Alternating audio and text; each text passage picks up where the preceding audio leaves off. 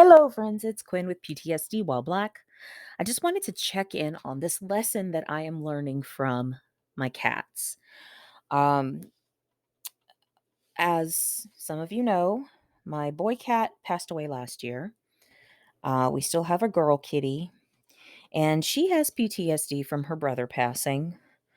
Because he died in March, and in April I took her to the vet just to make sure everything was okay with her. So it was kind of traumatizing for her brother to not be there, and then she's got these strange sights, sounds, and smells, and then gets shots and thermometers stuck up her butt. So the cat has PTSD, right? And so it's been a whole year of grieving, and we decided that we're going to foster a kitten, foster to adopt. Hopefully, we'll get to adopt him. And my husband and the kitten are playing. But the reaction from this older cat, she's 12 years old. And so for a year she's been alone, but the only other kitty she's known is her brother. So she is not taking to this very well that there's this little kitten. Pretty much every time he's around, she growls and hisses at him and then she leaves the room. But I do know she's not 100% ticked off or angry because she'll still let us pet her or play with her even after she's hissed at the kitten. She just doesn't like the fact that this little guy is in her space. This is her territory, and he's getting to play with some of her toys and taking time away from mommy and daddy, kind of thing. Um, and what I learned from her today is it's okay to say, I don't like this. I didn't cause this, and I don't have to like it. I can accept that it has happened, but I don't have to like it. And that's one thing that I'm learning from my cat. And at first I was like, "Oh, Rue, you shouldn't hiss." And I'm like, "No, Rue, do what you gotta do. Take care of you," because 'cause she's got trauma as well. And what I'm really learning too is instead of trying to manage or control my cat's response to trauma, instead it's I get to check within me, "Why am I trying to control this? Why am I trying to manage it?" Right, little dude? "Why am I trying to manage it?" He's like, "Yeah, just let it be.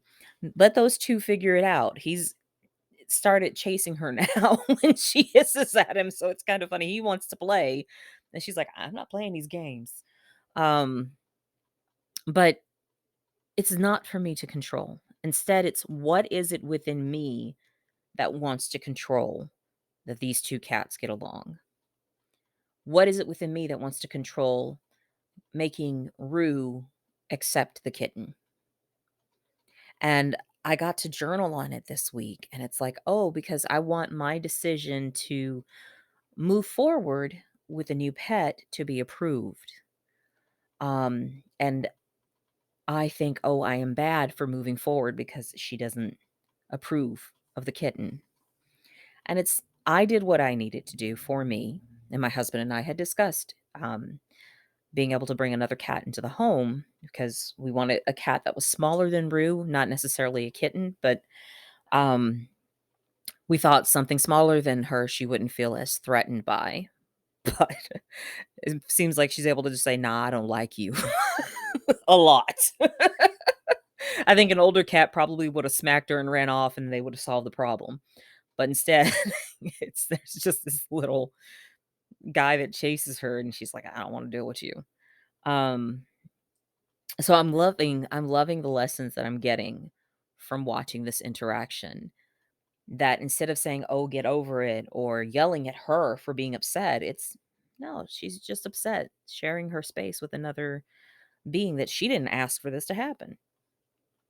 So when it comes to me and my trauma, I didn't ask for 2008. I didn't ask for my landlady attempting suicide and then um having to leave college and surviving rape and losing my home. I didn't ask for any of those things. It happened. I don't have to like it. I can accept that it has happened and that I'm still here today and I have what I have in my life today, and to stop necessarily dwelling on it. And if I do trip on those past experiences, I can forgive myself for getting stuck in those experiences. And it does not have to look acceptable to anybody else because they're not going through it. It's my life. It's my experiences. And that's what I get. That's what I get to embrace and accept today. So I'm glad that I'm learning from these little guys. Um, yeah, everything in life can be a teacher. That's one thing that I'm really learning too. Everything and everyone can be a teacher. Um, and it's just like, can I look at how I'm choosing to respond? All right. I hope anyone found this helpful or at least cute. All right. Till next time. Peace.